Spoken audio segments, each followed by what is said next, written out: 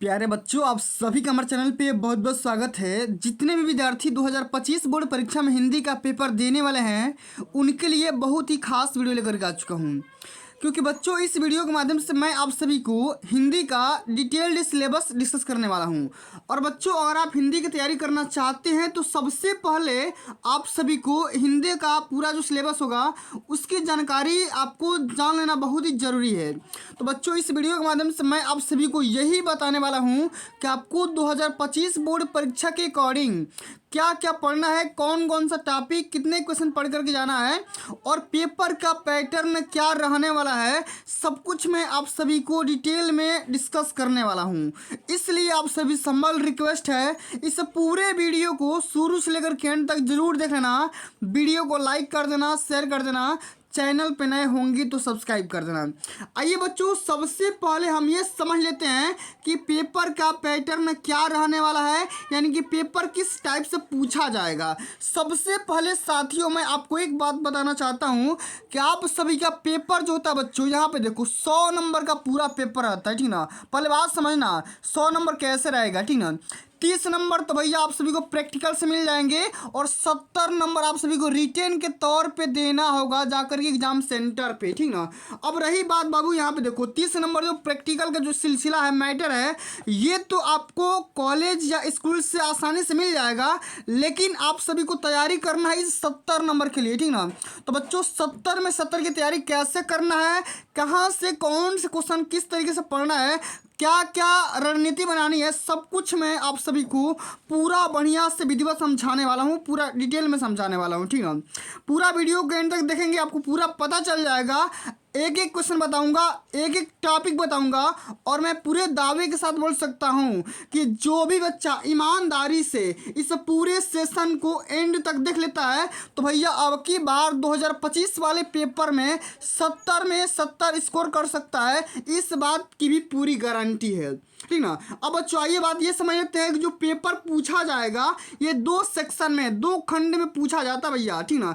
सबसे जो पहला खंड आता है खंड अ, इसमें बाबू यहाँ पे देखो बहुविकल्पीय प्रश्न पूछे जाएंगे जिनकी संख्या यहाँ पर 20 रहने वाली है, यानी कि 20 नंबर क्वेश्चन, 20 बहुविकल्पीय प्रश्न और यहाँ पे खंड अ से क्वेश्चन पूछे जाएंगे जो कि बच्चों बहुविकल्पीय टाइप का रहने वाला है, यानी कि एमसीक्यू टाइप का रहने वाला है।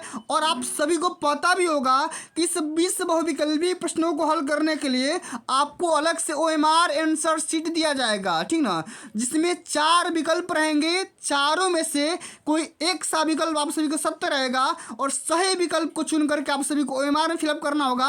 और ओएमआर को फिलअप करने के लिए ब्लू या ब्लैक पेन का आवश्यकता पड़ेगा। ये तो मैं आप सभी को बार बार बताता चला आ रहा हूँ, ठीक ना। अब बच्चों, यहाँ पे बात यहाँ पे ये आती है कि जो ये यहाँ पर 20 जो प्रश्न है, 20 एमसीक्यू हैं, ये क्वेश्चन कहाँ कहाँ से पूछे जाएंगे, इसको भी डिटेल में समझ लेते हैं। तो सबसे पहले बच्चों समझिएगा बात को ध्यान से। सबसे जो पहला यहाँ पे 5 प्रश्न रहेंगे हिंदी गद्य के विकास का संक्षिप्त परिचय से रहने वाले हैं, जिसमें 2 युग को शामिल किया जाएगा, शुक्ल युग और शुक्लोत्तर युग। भैया देखो, इसी दोनों युग से मिला करके 5 यहाँ पर बहुविकल्पीय प्रश्न पूछे जाएंगे। सबसे पहली बात को ध्यान में क्या रखना है कि हिंदी गद्य के विकास का संक्षिप्त परिचय, तो गद्य वाले सेक्शन को तैयार करके जाना है। इसमें 2 आपको युग को तैयार करना है, शुक्ल युग और शुक्लोत्तर युग, ठीक ना। इतना बात समझ में आ गया? समझ में आ गया हो तो एक बार वीडियो को थम्स अप कर देना भाई, ठीक ना। चलिए आगे बात कर लेते हैं। हिंदी पद्य के विकास का संक्षिप्त परिचय, इसमें भी 2 काल के बारे में स्टडी करना है आप सभी। एक तो रीतिकाल हो गया, एक हो गया आधुनिक काल, ठीक ना। तो हिंदी गद्य से 5 क्वेश्चन और हिंदी पद्य से 5 क्वेश्चन, यानी कि कुल बच्चों मिलाकर यहाँ से 10 नंबर यहीं से आपको पक्का हो जाएंगे, ठीक ना। अब बच्चों हम आगे बात करेंगे काव्य सौंदर्य के तत्व से, ठीक ना, जिसमें रस, अलंकार और छंद पूछे जाएंगे, ठीक ना। तो ये तो पहले वाले में आता था आपको रिटेन के तौर पे, लेकिन जब से बहुविकल्पी आया है, ओएमआर आंसर शीट लागू हुआ है, इसमें से एक एक क्वेश्चन रहेंगे। अब देखो रस से कौन कौन सा रस पूछा जाएगा। एक तो पूछा जाएगा हास्य रस और दूसरा पूछा जाएगा करुण रस। अब देखो हास्य रस अथवा करुण रस दोनों में से किसी एक रस को पूछा जाएगा, जिसमें परिभाषा, एग्जाम्पल और पहचानने का भी तरीका पूछा जा सकता है, 1 नंबर का ये क्वेश्चन रहने वाला है। इसी प्रकार से अलंकार में कौन कौन सा अलंकार पूछा जाएगा, अर्थ अलंकार यानी कि उपमा अलंकार, रूपक अलंकार एवं उत्प्रेक्षा अलंकार, जिसमें इसकी लक्षण और उदाहरण के साथ में पूछा जा सकता है, ठीक ना। तो आपको समझ में आ गया कि रस भी वही 1 नंबर का आएगा, अलंकार भी 1 नंबर का रहने वाला है, और छंद में सोरठा छंद पूछा जाएगा और रोला छंद पूछा जाएगा भाई, ठीक ना। इसके लक्षण और एग्जाम्पल के साथ में पूछा जाएगा।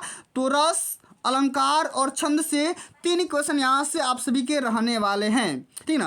अब बच्चों हम आगे बात कर लेते हैं हिंदी व्याकरण के, यानी ग्रामर से भी क्वेश्चन पूछेंगे कुछ। देखो यहाँ पे देखो शब्द रचना के तत्व, यहाँ पे देखो उपसर्ग भी पूछा जाएगा, समास भी रहने वाला है और तद्भव तत्सम भी पूछे जाएंगे। तो इस वाले बात को भी ध्यान में रखना भाई, 3 नंबर यहाँ से भी आप सभी के क्लियर हो जाएंगे, ठीक है। अब चलिए आगे बात करेंगे, संस्कृत व्याकरण से भी क्वेश्चन आएंगे। इसमें देखो इसमें क्या क्या कौन कौन सा टॉपिक पूछा जाएगा, तो बस कल इसमें सर्वनाम आएगा, ठीक ना, इसमें आएगा तद आएगा और युष्मद आएगा, ठीक ना। इसमें से मात्र केवल 1 क्वेश्चन आप सभी से संस्कृत वाले से पूछा जाएगा। फिर यहाँ पे आएगा वाक्य का स्वरूप, आपको एक वाक्य दे दिया जाएगा और पूछा जाएगा भाई ये कौन सा व्यक्ति है, कौन सा वचन है, इस प्रकार से क्वेश्चन आएंगे। इसी प्रकार से वाच्य प्रयोग एवं वाच्य परिवर्तन भी आएगा, ठीक ना। आप सभी को बताना होगा, 1 नंबर का ये रहने वाला है। और पद परिचय यानी कि विकारी एवं अविकारी शब्द भी प्रकार से इस प्रकार से भी क्वेश्चन पूछे जा सकते हैं। तो भैया आप सभी को यहां से कुल मिलाकर के बहुविकल्पी के तौर पे 20 प्रश्न यहां से पूछे जाएंगे। और क्वेश्चन किस किस टॉपिक से पूछे जाएंगे मैंने आप सभी को पूरा डिटेल में समझा दिया, ठीक ना। अब बच्चों हम आगे बात करेंगे, जो भी बच्चे 70 नंबर में से, तो भैया 20 नंबर तो बहुविकल्पी का हो गया। अब रही बात 50 नंबर का, 50 नंबर जो कि आप सभी को कॉपी में रिटेन के तौर पर लिखना है, वो आप सभी को कौन कौन सा टॉपिक तैयार करके जाना है ताकि आप आसानी से उसको पेपर में हल कर सकते हो। यानी खंडवा में कौन कौन सा क्वेश्चन पूछा जाएगा उसको भी डिटेल में समझ लेते हैं। तो सबसे पहले समझिएगा, यहाँ पे देखो वर्णनात्मक क्वेश्चन रहेंगे, 50 नंबर के रहने वाला है। और सबसे जो पहला इसमें क्वेश्चन रहने वाला है वो रहने वाला है गद्य। गद्य से रहेंगे यानी गद्य हेतु निर्धारित पाठ वस्तु से गद्यांश पर आधारित प्रश्न। आप सभी को पता होगा कि 2 आप सभी से ऐसे गद्यांश पूछे जाएंगे जो कि आप ही के सिलेबस में, आप ही किताब से पूछे जाएंगे। और हर एक गद्यांश 6-6 नंबर का रहने वाला है और एक गद्यांश से 3 क्वेश्चन रहेंगे। सबसे पहले क्या होगा, उस गद्यांश का पाठ का नाम और लेखक का नाम, ठीक ना, यानी कि संदर्भ कह सकते हो। फिर यहाँ पे रेखांकित अंश का व्याख्या और उसी गद्यांश में से आप सभी को उसी गद्यांश से संबंधित एक क्वेश्चन भी पूछा जाएगा। तो इस प्रकार से आप सभी को एक गद्यांश पूछा जाएगा, 2 गद्यांश पूछा जाएगा, दोनों गद्यांश में से किसी एक गद्यांश को हल करना होगा। इसी प्रकार से सेम टू सेम 6 नंबर का ही पदांश पूछा जाएगा, बिल्कुल वैसा ही 2 पदांश दिए जाएंगे, दोनों में से किसी एक पदांश को हल करना होगा। और उस पदांश में से भी 3 क्वेश्चन रहेंगे, ठीक ना, तीनों क्वेश्चन को हल करना होगा। सबसे पहले क्वेश्चन रहेगा संदर्भ, ठीक ना, उसके बाद से रेखांकित पदांश की व्याख्या, फिर पदांश में से क्वेश्चन भी उठाकर पूछा जाएगा, रस भी पूछा जा सकता है, छंद भी या अलंकार भी पूछा जा सकता है। इस प्रकार से आप सभी को पूरा पूरा तैयार करके जाना है।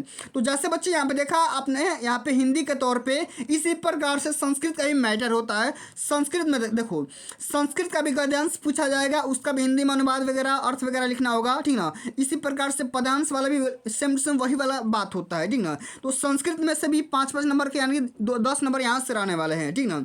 इसी प्रकार से हम बात करेंगे आगे, तो निर्धारित खंड काव्य से कथानक, चरित्र चित्रण एवं तथ्य आधारित प्रश्न भी पूछा जाएगा भाई। सिलेबस के अकॉर्डिंग आपको बताऊंगा कौन कौन सा आपको चरित्र चित्रण तैयार करके जाना है, ठीक ना, पूरा बताऊंगा, ठीक ना, परेशान मत होना। 3 नंबर का ये टॉपिक आता है।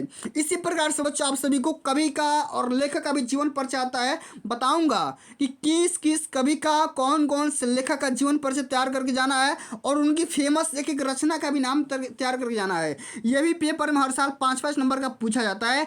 5 नंबर का लेखक का जीवन परिचय और 5 नंबर का कवि का जीवन परिचय पूछा जाता है, ठीक ना। अब बच्चों हम आगे बात करेंगे 7वां नंबर प्रश्न के बारे में, जो कि संस्कृत खंड के पाठ्य वस्तु से कंटेस्ट किया हुआ एक श्लोक लिखना है, जो कि इस वाले श्लोक का इस पूरे पेपर में कहीं भी चर्चा ना किया गया हो। 2 नंबर का पूछा जाता है, इसको तैयार करके जाना है और पेपर में हर साल पूछा जाता है मेरे भाई, ठीक ना।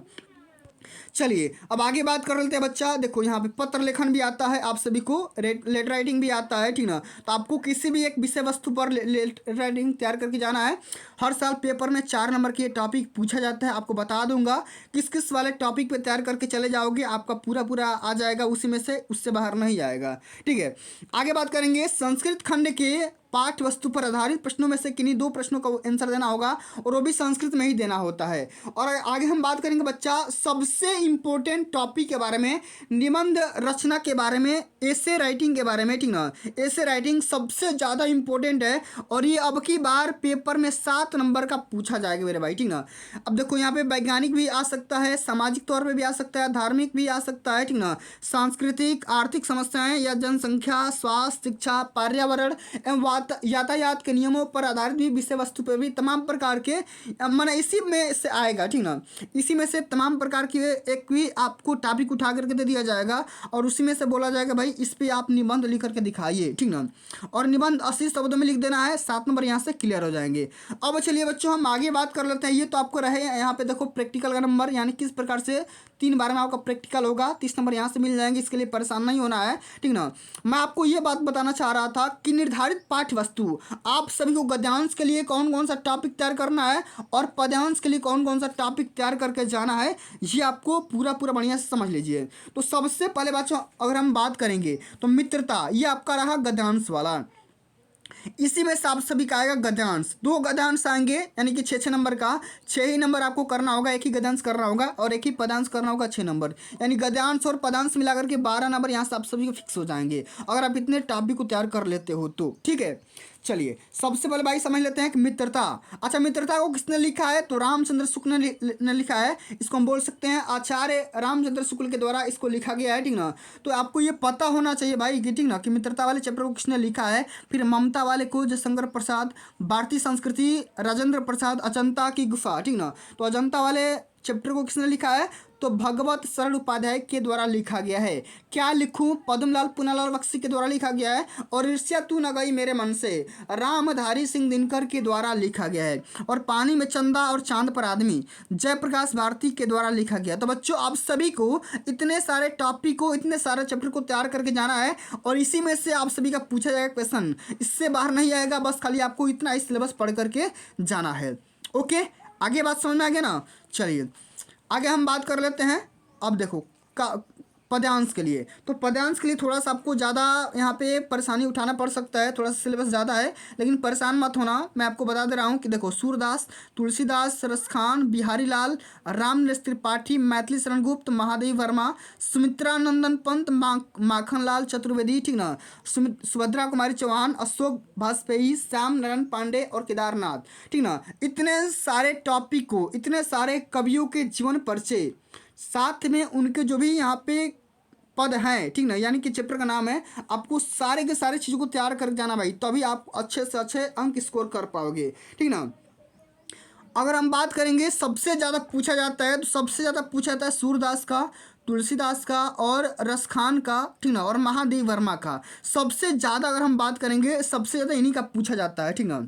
चलिए अब आगे हम बात कर लेते हैं संस्कृत वाले क्या, ठीक ना। इसमें देखो वाराणसी वाले चैप्टर से ज़्यादा पूछा जाता है।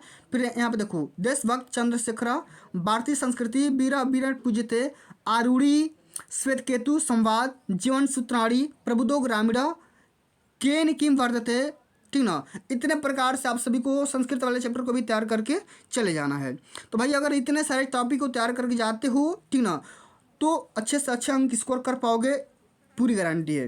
अब देखो बच्चों यहाँ पे एक और भी क्वेश्चन आता है जो मैंने आपको बताया था कि हर डिस्ट्रिक्ट के लिए अलग अलग खंड का भी होता है। तो भाई देखो मुक्तिदूत, ज्योति जवाहर, अग्रपूजा, मेवाड़ मुकुट, जयसुभाष, मातृभूमि के लिए कर्ण और कर्मवीर भारत, ठीक ना, तुमुल, ठीक है, इतने प्रकार के होते हैं। यहाँ पे देखो ये डिस्ट्रिक्ट का नाम भी लिखा गया है, आप चाहोगे तो इसका स्क्रीन शॉट भी ले सकते हो, ठीक ना।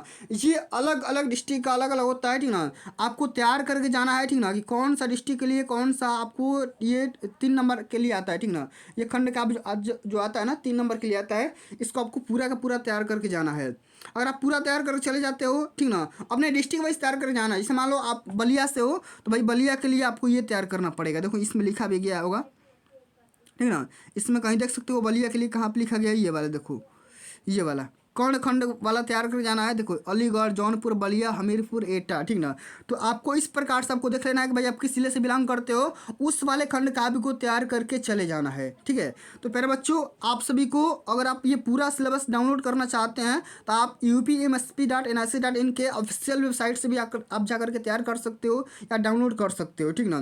तो ये रहा हिंदी का सिलेबस। अगर आप चाहते हो मैथ का भी सिलेबस लाऊं, सोशल साइंस का भी लाऊं, ठीक ना, साइंस का भी लाऊं, ठीक ना, मैथ का भी लाऊं, इंग्लिश का भी लाऊं, तो आपको क्या करना होगा, कमेंट करना होगा, ज़्यादा से ज़्यादा इस वीडियो को लाइक करना होगा, शेयर करना होगा, ठीक ना। और अगर आप अभी तक मेरे चैनल पर नए होंगे तो सब्सक्राइब भी कर देना, ठीक है। तो बच्चों आज के लिए बस इतना ही, मिलते हैं जल्द ही